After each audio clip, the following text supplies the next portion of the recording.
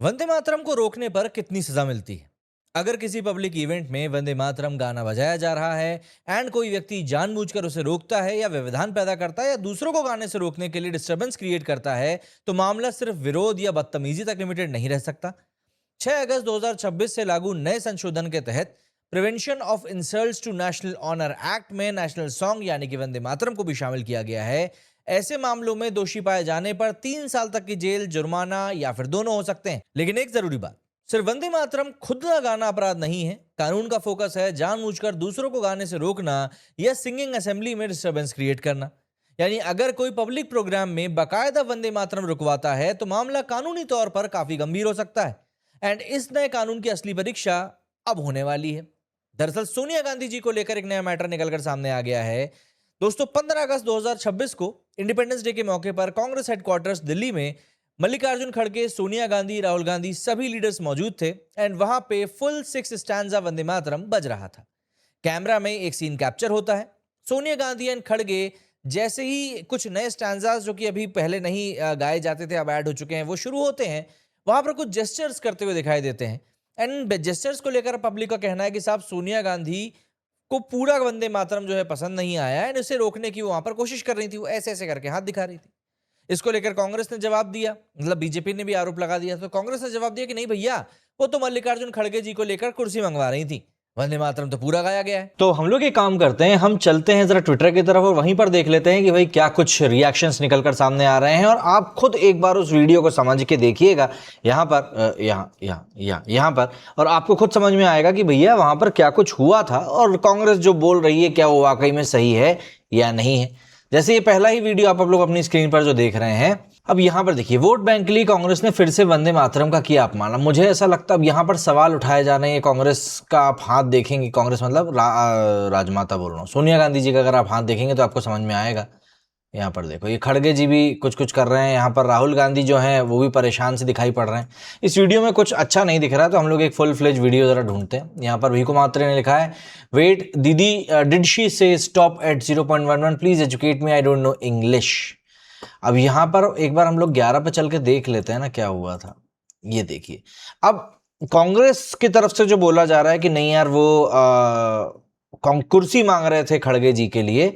अब आप खुद एक बार देखिए ये यहाँ पर क्या है। अब ये ऐसे ऐसे करके, ये कुर्सी देना है तो ऐसे ऐसे करेगा ना कोई आदमी, कुर्सी दे दो, कुर्सी दे दो, कुर्सी दे दो, कुर्सी दे दो। ये थोड़ा समझ से परे है, ये देखो। और खड़गे जी साइड से मांग रहे हैं क्या कुर्सी, ये चीज समझ में नहीं आ रही है थोड़ा। ये पूरा उसका 16:9 वाला वीडियो है। Why did Sonia Gandhi get so angry upon hearing the full Vande Mataram that she told the workers to stop it? Why exactly? Why insult Vande Mataram? It is not just a song, it is a symbol of patriotism and national sentiments for millions of Hindus. Indians ही होगा, Indians ही। ये एक दूसरा angle का video है। यहाँ पर भी मुझे एक्चुअली में समझ में नहीं आ रहा कि ऐसे जेस्चर करके कौन कुर्सी मांगता है भाई। ये पूरा 3 मिनट का वीडियो है, मैं शेयर रिपोस्ट कर दे रहा हूं। अगर आपको देखना है तो एक बार आप जाके मेरे ट्विटर हैंडल पर देख लीजिएगा। वैसे इस समय पूरी तरीके से वायरल हो रहा है। दिलीप मंडल जी ने क्या लिखा, एक बार पढ़ लेते हैं। The Congress is the new Muslim league, Vande Mataram is not a song of any one religion, it is not against anyone. यहां पर जो हुआ, it's what you think it is, जो आपको लग रहा है वही चीज हुई है। Means the Congress bad days are far from over.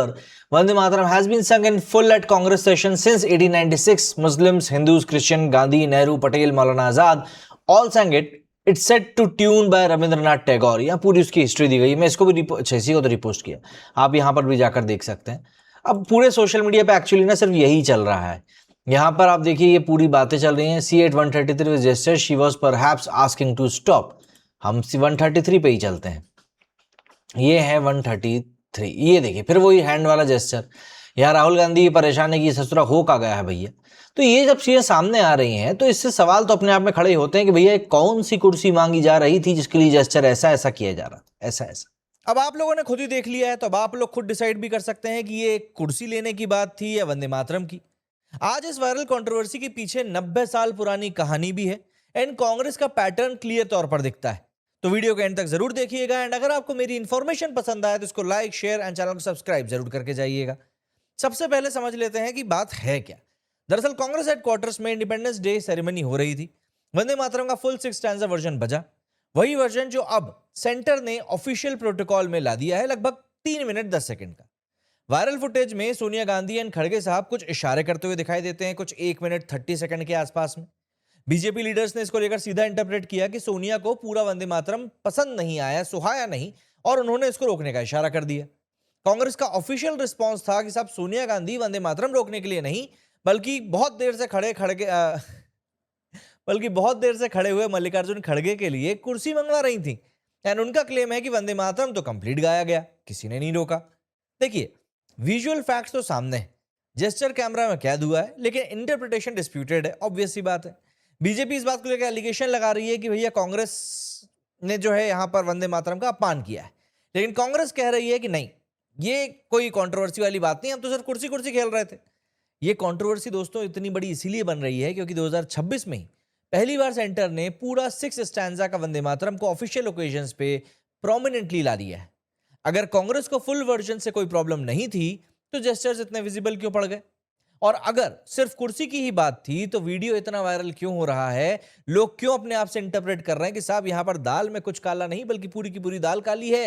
And BJP भी इतना कॉन्फिडेंट क्यों है? देखिए, यहां से असली स्टोरी शुरू होती है। ये आज सुबह का सडन डिसीजन नहीं था, है ना। 2025-26 में वंदे मातरम के 150 साल पूरे होने हुए थे एंड सेंटर ने ईयर लॉन्ग कमेमोरेशन शुरू किया। फॉर्मल लॉन्च हुआ 7 नवंबर 2025 को।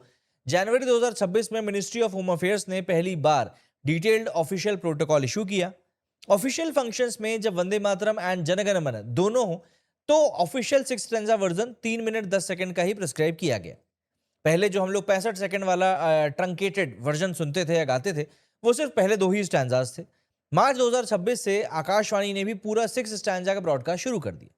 गवर्नर को क्लियर स्टैंड दिया गया कि ओरिजिनल कंपोजिशन बंकिम चंद्र चट्टोपाध्याय की थी, फुल 6 स्टैंजास वाली, एंड ट्रेडिशनल पब्लिक रेंडिशंस में सिर्फ 2 स्टैंजास कॉमन हो गए थे।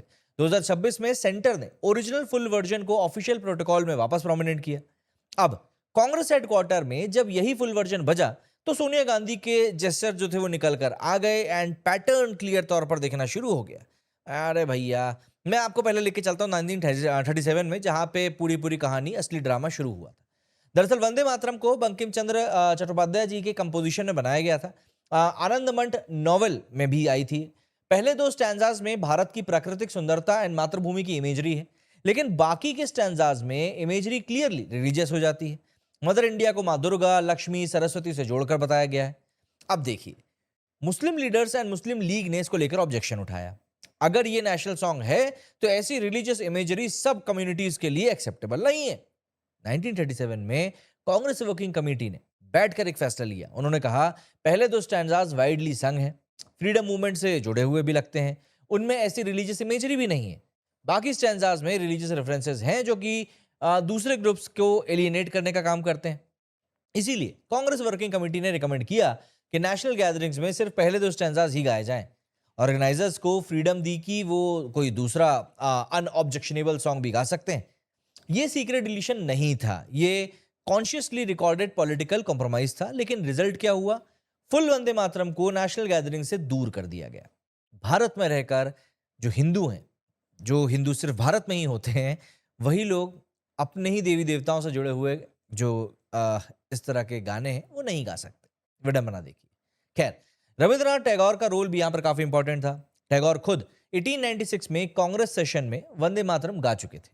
1937 में जब नेहरू ने उनसे राय मांगी तो टैगोर ने भी माना कि पूरी कंपोजिशन एंड आनंद मठ का जो कॉन्टेक्स्ट है, इससे मुस्लिम सेंसिटिविटी हर्ट हो सकती है। लेकिन उन्होंने कहा कि पहले 2 स्टैंजाज अलग से इंक्लूसिव हैं। तो सिर्फ नेहरू ने मुस्लिम अपीजमेंट में इस चीज को लेकर पूरा डिसीजन ले लिया। एंड भैया की हिस्ट्री को सिंप्लीफाई करता है, इस तरह की बात है। लेकिन फैक्ट ये है, कांग्रेस ने फुल वर्जन को डिलिबरेटली नेशनल लेवल से हटाया था। मुस्लिम ऑब्जेक्शंस पॉलिटिकल कॉन्टेक्स्ट का हिस्सा थे। नेहरू कंसर्न थे, टैगोर भी फर्स्ट 2 स्टैंजाज के तरफ थे। नेट रिजल्ट आया कि 90 साल तक फुल वंदे मातरम बैकग्राउंड में चला गया। अब 1950 में कॉन्स्टिट्यूएंट असेंबली में राजेंद्र प्रसाद जी ने अनाउंस किया कि जनगण मन national anthem and Vande Mataram national song दोनों को इक्वल रिस्पेक्ट दिया जाएगा। लेकिन सेरेमोनियल रोल अलग रहा। फुल वर्जन कभी ऑफिशियल प्रोटोकॉल में वापस आया ही नहीं जब तक मोदी गवर्नमेंट नहीं आई और इस बात को लेकर बात नहीं हुई। 2026 में सरकार ने prevention of results to national honour act 1971 में अमेंडमेंट की इनिशिएटिव करी। पहले सिर्फ नेशनल एंथम के लिए प्रोटेक्शन थी, अब यहां पर नेशनल सॉन्ग यानी कि वंदे मातरम तक इसको एक्सटेंड कर दिया गया है। इंटरनेशनल प्रिवेंशन या फिर डिस्टर्बेंस पे 3 साल तक की जेल, फाइन या फिर दोनों हो सकते हैं। बिल जुलाई 2026 में राज्यसभा से पास हुआ है। अभी शुरुआत में ही मैंने आपको इसी बिल के बारे में बताया था। कांग्रेस के कुछ लीडर्स जैसे कि शशि थरूर ने फुल रेनिशन पे प्रैक्टिकल कंसर्न उठाया था।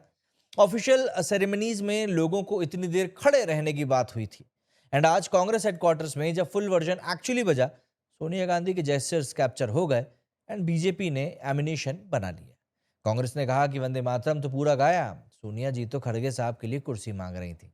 विजुअल फैक्ट है, इंटरप्रिटेशन डिस्प्यूटेड है, लेकिन पैटर्न क्लियर है।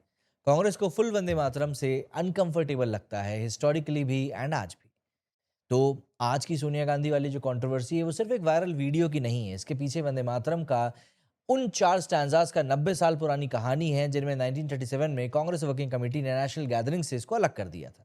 2026 में मोदी गवर्नमेंट ने फुल 6 स्टैंजा वर्जन को ऑफिशियल प्रोटोकॉल में वापस प्रोमिनेंट किया।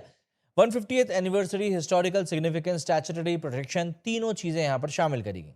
और आज कांग्रेस हेडक्वार्टर्स में इसी फुल वर्जन के दौरान सोनिया गांधी के जेस्चर्स बवाल मचा चुके हैं। बीजेपी कह रही है सोनिया ने रोकने की कोशिश करी, कांग्रेस कह रही है कि हमने तो सिर्फ कुर्सी मांगी थी। लेकिन जो लोग इतिहास जानते हैं उन्हें पैटर्न साफ तौर पर पता चल गया है। इसीलिए मैंने आप लोगों के विज्ञान को बढ़ाने के लिए पूरी इतिहास बता दिया कि आपको भी समझ में आ जाए ये किस कॉन्टेक्स्ट का बात है। 1937 में फुल वर्जन को कॉम्प्रोमाइज करके हटा दिया गया था। 2026 में जब वापस आया है तो कांग्रेस हेडक्वार्टर में ही जेस्चर निकल कर आया है। आप खुद सोचिए, अगर कोई पार्टी वंदे मातरम के ओरिजिनल फॉर्म से कंफर्टेबल होती तो क्या इस तरह के सीन्स क्रिएट हो पाते? आप अपनी समझ से मुझे कमेंट सेक्शन में बताइए, आपको क्या लगता है। बाकी मेरे इस वीडियो में फिलहाल इतना ही है। अगर आपको मेरा वीडियो पसंद आया तो लाइक किए बिना मत जाइएगा एंड चैनल को सब्सक्राइब कीजिएगा। जल्दी मिलते हैं। जय हिंद, वंदे मातरम।